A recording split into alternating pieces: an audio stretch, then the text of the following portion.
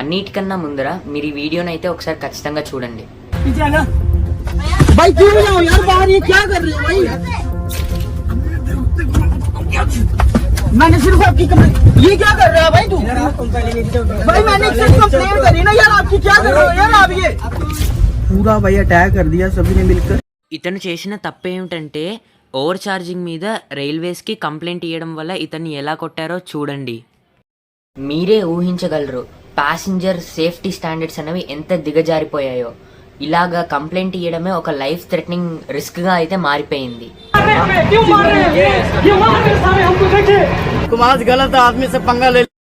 And food లో వీళ్ళు ఏం సర్వ్ చేస్తున్నారో చూస్తే మీరే షాక్ అవుతారు. హైజీన్ అనేది పాటించడం ఉండదు. చాలా సార్లు ఫుడ్ లో పురుగులు, ఫంగస్ వచ్చాయన్న రికార్డ్స్ మాత్రం చాలానే ఉన్నాయి. జనరల్ కోచెస్ విషయం పక్కన పెడితే ఏసీ కోచెస్ కూడా చాలా ఓవర్ క్రౌడెడ్ గా అయితే ఉంటున్నాయి. ఏసీ का डब्बा जनरल बन चुका है, इतनी ज्यादा भीड़ हो चुकी है. లోకల్ ట్రైన్స్లో ప్రజలు ఇలా వేళ్లాడుతూ ట్రావెల్ చేస్తారు, కానీ బీఎస్ఎఫ్ వాళ్ళకి ఇచ్చే ట్రైన్స్ ఇవి. స్టాంపేజ్, ఓవర్ క్రౌడింగ్, బ్లాక్ టికెటింగ్ ఇలాంటి ఎన్నో సమస్యలు అయితే రైల్వేలో ఉన్నాయి. ఈ డెవలప్మెంట్ పేరుతో మనకి దొరికేది ట్రైన్లో ఏటీఎంస్ లాంటి మాస్టర్ స్ట్రోక్స్. ఎప్పుడైతే అశ్విని వైష్ణవ్ రైల్వే మినిస్టర్ అయ్యారో అప్పుడు చాలామంది బీజేపీలో ఫైనల్గా ఒక టెక్నో గ్రాడ్యుయేట్ రైల్వే మినిస్టర్ అయ్యారు అనుకున్నారు. ఇంజనీరింగ్ బ్యాక్గ్రౌండ్ ఉంది, corporate experience, IIT graduate and farmer IAS officer. ఫైనల్గా అందరూ సిస్టమ్ అయితే చేంజ్ అవ్వబోతుంది అనుకున్నారు. కానీ సిస్టమ్ ఎలా చేంజ్ అయిందంటే అశ్విని వైష్ణవ్ గారిని అందరూ రైల్ మినిస్టర్ కాకుండా రీల్ మినిస్టర్ అనడం అయితే స్టార్ట్ చేశారు. ఈ రోజుల ముందర మహారాష్ట్రలోని తానేలో ఒక రైల్ ఇన్సిడెంట్ అయితే జరిగింది. కసారా నుంచి సిఎస్ఎంటీ వెళ్ళే లోకల్ ట్రైన్లో రష్ ఎక్కువ ఉండడం వల్ల ప్రజలు ఇలా హ్యాంగ్ చేస్తూ ట్రావెల్ చేశారు. ట్రైన్ ముంబ్రా స్టేషన్ దాటంగానే పక్కన ప్లాట్ఫామ్లో పుష్పక్ ఎక్స్ప్రెస్ వచ్చింది.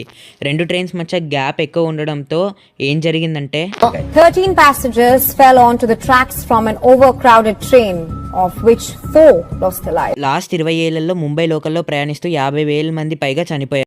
ముంబై లోకల్ ట్రైన్స్ లో ట్రావెల్ చేసే ప్రజలకి ఒక గ్యారంటీ అన్నది ఉండదు, వాళ్ళు వెళ్ళాక తిరిగి వస్తారా లేదా అని. ముంబై వాళ్ళు దీన్ని స్పిరిట్ ఆఫ్ ముంబై అంటారు. ప్రాబ్లం అయితే ఓన్లీ యాక్సిడెంట్స్ గురించి కాదు. కొద్ది రోజుల ముందర ఈ వీడియో బాగా వైరల్ అయ్యింది. ప్యాంట్రీ వాళ్ళు 20 రూపీస్లో లోకల్ వాటర్ అన్నది సేల్ చేస్తున్నప్పుడు ఒక ప్యాసింజర్ అన్నది కంప్లైంట్ ఇచ్చాడు. అండ్ ఆ ప్యాంట్రీ స్టాఫ్ వాళ్ళే ఇతని మీద రౌడీయిజంకి అయితే వచ్చారు. ఇప్పుడు ఫస్ట్ థింగ్ ఏమిటంటే ఈ లోకల్ వాటర్లో సేఫ్టీ అన్నది గ్యారంటీ లేదు. మోస్ట్లీ ఈ వాటర్ క్లీన్గా ఉండవు, ప్లస్ ఈ వాటర్ యొక్క బాటిల్ అనేవి సీల్ అయ్యి కూడా ఉండవు. And the second main thing, ఒక పర్సన్ కంప్లైంట్ చేస్తే అతని ఐడెంటిటీ ప్యాంట్రీ స్టాఫ్కి ఎలా తెలిసింది? దీన్ని బట్టి మనం తెలుసుకోవచ్చు ఇండియన్ రైల్వేస్లో ప్యాసింజర్స్ యొక్క సేఫ్టీ పరిస్థితి ఏమిటని. ఈ వీడియో వైరల్ అయ్యాక ఆ క్యాటరింగ్ కాంట్రాక్ట్ ని రద్దు చేశారు అండ్ 5 lakhs ఫైన్ వేశారు. ఆ ప్రాబ్లం అయితే అక్కడతో ఫుల్ స్టాప్ పెట్టేశారు. ఇలాంటిది ఓన్లీ ఒకటే కాదు, చాలానే జరిగాయి. మీరు ఒకసారి ఈ క్లిప్ ని అయితే చూడండి. बिल दे देना, ठीक है? इसका चीज का बिल ले आओ कॉफी का, ठीक है? जो आप 20 की दे रहे हो ना, तो भाई ये बनता है मैनेजर पुलिस वालों के सामने पूरे स्टेशन की थोड़ा इसमें बदतमीजी की. 10 రూపీస్ కాఫీని 20 రూపీస్కి సేల్ చేస్తున్నారు. ఆ 20 రూపీస్ మీద బిల్ అడిగినందుకు ప్యాసింజర్ మీద అయితే గొడవకి వచ్చారు. ప్రతిరోజు ఇలాంటి ఎన్నో కేసెస్ అయితే రికార్డ్ అవుతూ ఉన్నాయి. సరే ఓకే, మనీ విషయాన్ని వదిలేద్దాం. మనీ విషయాన్ని వదిలేస్తే స్టాండర్డ్స్ కూడా ప్రాపర్గా మెయింటైన్ అయితే చేయట్లేదు. ఒకసారి అయితే మీరు ఈ ట్వీట్ని చూడండి. భోపాల్ వందే భారత్లో అయితే ఈ ఫుడ్ సర్వ్ చేయడం జరుగుతోంది. వందే భారత్ యొక్క పరిస్థితి ఇలా ఉంటే నార్మల్ ట్రైన్స్ యొక్క పరిస్థితి ఇంకెలా ఉంటుందో ఊహించలేము. ఫుడ్ అన్హైజీనిక్గా ఉండనివ్వండి, అందులో పురుగులు రానివ్వండి, ఎవరికి ఏమీ పట్టదు. ఇవన్నీ జరుగుతూనే ఉంటాయి. ఇదంతా చాలా నార్మల్ అయిపోయింది. అకౌంటబిలిటీ ఎవరు తీసుకోరు. ఇలాంటి బేసిక్ ప్రాబ్లమ్స్ అనేవి ఫిక్స్ చేయలేకపోతున్నారు. కానీ కొద్ది రోజుల ముందర వీళ్ళు ఒక మాస్టర్ స్ట్రోక్ ప్లాన్ అయితే అనౌన్స్ చేశారు. ట్రైన్స్లో ఏటీఎం మెషిన్స్.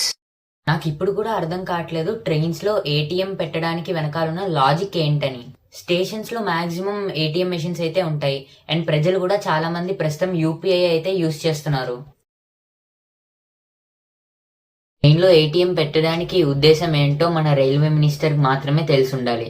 కానీ ఈ విషయం రైల్వే మినిస్టర్ కూడా తెలియదు. తత్కాల్ టికెట్స్ అన్ని ఎక్కడ మాయమైపోతున్నాయి. సిస్టమ్ ఎంత దారుణంగా ఉందంటే ఏజెంట్స్ ఇంకా బాట్స్ అన్ని తత్కాల్ టికెట్స్ తీసుకుని వెళ్ళిపోతారు. మీరు సైట్ లోడ్ చేసేలోపు తత్కాల్ టికెట్స్ అన్ని వెయిట్ లిస్ట్ అయిపోతాయి అండ్ అప్పుడప్పుడు సర్వర్స్ క్రాష్ అయిపోతాయి. దానివల్ల ప్రజలు ఏజెంట్స్ దగ్గరికి వెళ్ళి తత్కాల్ ప్రైస్ కన్నా డబల్ ప్రైస్ ఇచ్చి టికెట్స్ అయితే తీసుకోవడం జరుగుతోంది. ప్రస్తుతం అయితే ఈ ఆర్డర్ సిస్టమ్ అనౌన్స్ చేశారు. ఈ సిస్టమ్ అయితే పర్లేదు, బాగానే పనిచేస్తోంది అని అయితే నా ఒపీనియన్. కానీ పాత వే ఆఫ్ బుకింగ్ లో తత్కాల్ టికెట్ బుక్ చేయడం ఒక వార్ కన్నా తక్కువ కాదు. ఈ క్లిప్స్ చూడండి, ఈ క్లిప్స్ చాలా నార్మల్ అయిపోయాయి. అన్రిజర్వ్ టికెట్ వల్ల స్లీపర్స్ అన్ని ఫిల్ అయిపోతున్నాయి. हमारा स्लीपर में बुकिंग है, पर यहाँ पे सब लोग ऐसे जनरल कोटा की तरह चढ़ गए हैं. इन लोगों का किसी का भी बुकिंग नहीं है. ఏసీ కోచెస్ లో కూడా టికెట్ లేని వాళ్ళు ఎక్కేయడం వల్ల టికెట్ ఉన్న వాళ్ళకి ప్లేస్ అనేది దొరకట్లేదు. అందరూ టీసీకి ఒక 1500-200 ఇచ్చేసి ఫుల్ గా థర్డ్ ఏసీ సెకండ్ ఏసీలో ఎక్కేయడమే. ये बंदा कोच अटेंडर ये सारे पैसेंजर को इलीगल तरीके से पैसे लेकर के जो 2200 रुपए का. ఇన్ కేస్ మీరు ఫెస్టివల్ సీజన్ లో అయితే ట్రావెల్ చేస్తే మీ పరిస్థితి ఏంటో మీరే ఆలోచించుకోండి. इंडियन रेलवे మనందరికీ తెలుసు ఇండియన్ రైల్వేస్ లాసెస్ లో నడుస్తోందని. ఈ లాసెస్ ని తగ్గించడానికి రైల్వేస్ యొక్క కాన్సన్ట్రేషన్ అంతా కూడా ఏసీ కోచెస్ అలానే high priority trains, high end trains మీదకైతే వెళ్తోంది. For example Vivek express Visakhapatnam నుంచి కోయంబత్తూర్ దాకా sleeper price 595 and third AC price 1550. దీన్ని బట్టి మనం అర్థం చేసుకోవచ్చు. దీని ద్వారా మనకు క్లియర్ గా తెలుస్తోంది ఇండియన్ రైల్వేస్ కి మాక్సిమం ప్రాఫిట్ ఏసీ కోచెస్ వల్ల వస్తాయని. అండ్ ఇదే ఒక రీజన్ చెన్నై, రాయ్బరేలీ అండ్ కపూర్తలాలో ఉన్న కోచ్ మ్యానుఫ్యాక్చరింగ్ యూనిట్స్ లో 2019-20లో చూసుకుంటే 900 థర్డ్ ఏసీ కోచెస్ అలానే 1900 స్లీపర్ కోచెస్ మ్యానుఫ్యాక్చర్ అయ్యేవి. కానీ ప్రస్తుతం థర్డ్ ఏసీ మ్యానుఫ్యాక్చర్ పెరిగి స్లీపర్ మ్యానుఫ్యాక్చర్ తగ్గింది. ప్రాబ్లం ఓన్లీ న్యూ ప్రొడక్షన్ గురించి కాదు, చాలా ట్రైన్స్ లో స్లీపర్ ఇంకా జనరల్ కోచెస్ ని ఏసీగా కన్వర్ట్ చేస్తున్నారు. రైల్వే మినిస్టరే అన్ఆథరైజ్డ్ ట్రావెల్ ని తగ్గించాలని చెప్పి జనరల్ కోచెస్ ని తీసేస్తున్నారు. మన కంట్రీలో ఇదంతా మంచి మూవ్ కాదు, ఎందుకంటే 5% ఆఫ్ పాపులేషన్ మాత్రమే ఏసీలో ట్రావెల్ చేస్తారు. జనరల్ కోచెస్ ఇంకా స్లీపర్ కోచెస్ తో పోల్చుకుంటే ఏసీ కోచెస్ యొక్క టికెట్ 3 to 4 times అనేవి కాస్ట్లీగా ఉంటాయి. అందుకే మనం చాలా మంది ప్యాసింజర్స్ ని జనరల్ కోచెస్, స్లీపర్ కోచెస్ లో చూస్తూ ఉంటాం. ఒకసారి మీరు అశ్విని వైష్ణవ్ గారి సోషల్ మీడియా ఓపెన్ చేసి చూస్తే అంతా వందే భారత్ తో నిండిపోయి ఉంటుంది. ప్రస్తుతం ఇండియాలో 136 వందే భారత్ ట్రైన్స్ అయితే ఆపరేట్ అవుతున్నాయి. 2030లో 800 చేయాలని ప్లాన్. వందే భారత్ ఒక చాలా అద్భుతమైన ట్రైన్. కానీ మన భారతదేశంలో చాలా మంది లోవర్ మిడిల్ క్లాస్ పీపుల్ ఉన్నారు. వీళ్ళ వల్ల వందే భారత్ అఫోర్డ్ చేయడం కష్టం. అందుకే స్లీపర్ ఇంకా జనరల్ చాలా ఓవర్ క్రౌడెడ్ గా ఉంటాయి. ఈ సిచ్యువేషన్ ని సాల్వ్ చేయకుండా ఉన్న సిచ్యువేషన్ ని ఇంకా వర్స్ చేస్తూ ఉన్నారు. రైల్వే ప్రాజెక్ట్ రీల్స్ చాలా వైరల్ అవుతాయి.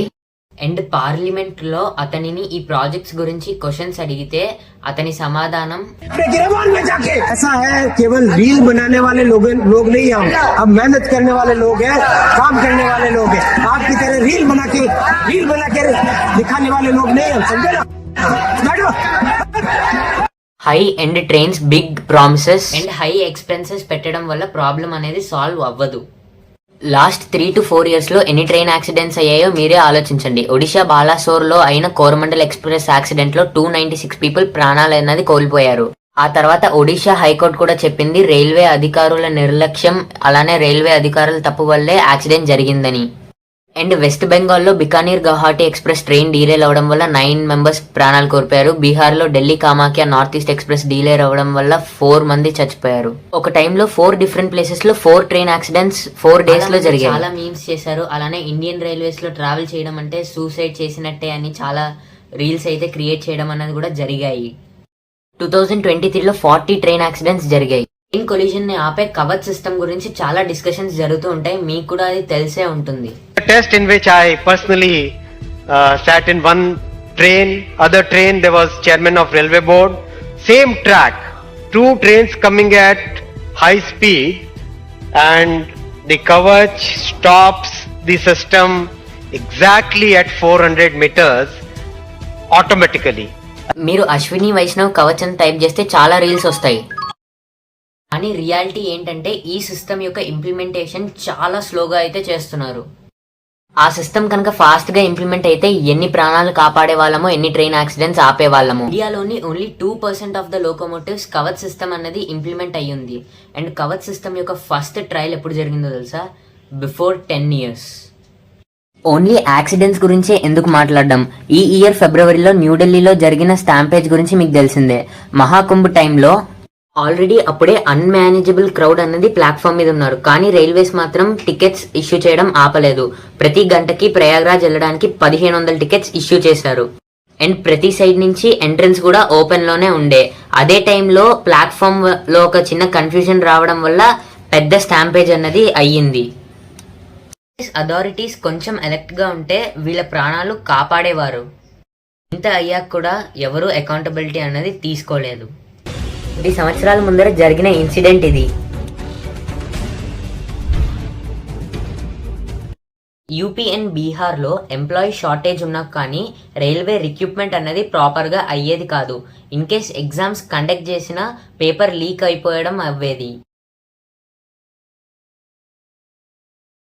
రైల్వేస్ కాకుండా మాట్లాడితే అశ్విని వైష్ణవ్ పోర్ట్ఫోలియోలో ఇంకొక 2 మినిస్ట్రీస్ అనేవి ఉన్నాయి. Ministry of information and broadcasting, ministry of elections and information technology. ఇంత వైడ్ పోర్ట్ఫోలియో ఒకళ్ళు మేనేజ్ చేయడం చాలా కష్టం. ఈ విషయం మీద చాలాసార్లు డిబేట్ అయ్యాయి. వేరే ఫీల్డ్స్లో కూడా అశ్విని వైష్ణవ్ యొక్క డిసిజన్స్ చాలా ప్రాబ్లమాటిక్ అయ్యాయి.